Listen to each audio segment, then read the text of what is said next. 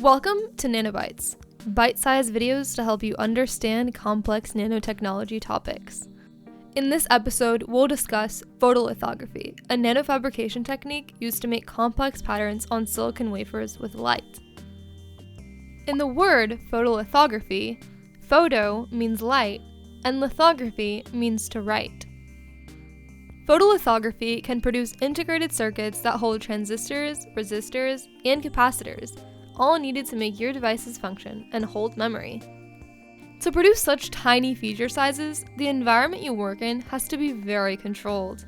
Outside, there are around 35 million particles, while inside a photolithography cleanroom, there's only around 35,000.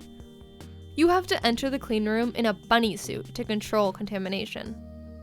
And you have to work in yellow light because the materials used are sensitive to light less than 400 nanometers. And yellow light can filter out all the light with wavelengths below 500 nanometers. In order to accomplish higher resolution, we have to use shorter wavelengths. This is because the minimum feature size is limited to half of the wavelength that you use. To start this process, you have to use a clean silicon substrate, add a silicon dioxide layer, and finally, spin coat on a layer of the light-sensitive photoresist.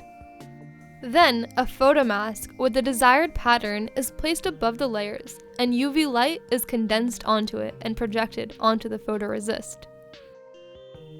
There are two different types of photoresist, positive and negative. In this example, we'll use positive. Positive photoresist is a high pH polymer, so that means it's weakened and becomes more soluble when exposed to UV light. So, it dissolves in the developer solution. One specific type of positive photoresist is called DNQ. It's a photoactive compound, base-insoluble, and a dissolution inhibitor. But when it's exposed to light, it goes through something called a Wolff rearrangement. In this rearrangement, the compound forms a ketene.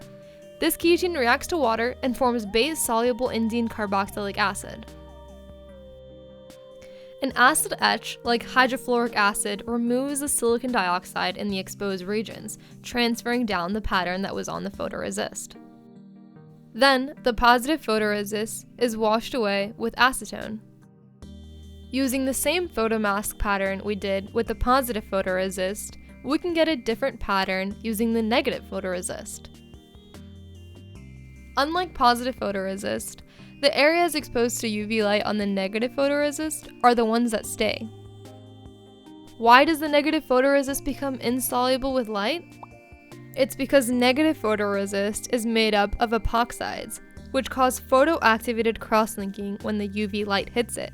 One photon can trigger multiple polymerizations and cross-linking. This makes the structure rigid and dense. We can again use hydrofluoric acid to transfer down the pattern from the photoresist to the silicon dioxide. Then we can use acetone to wash away the photoresist. Being able to pattern at such fine resolutions allows us to create complex structures, which gives us the opportunity to do more on less. Moore's law states that we can expect the speed and capability of our computers to increase every few years, and pay less for them. We can thank nanofabrication techniques like photolithography to make this possible. If you like this video, be sure to leave a like and subscribe to stay up to date on the latest NanoBites.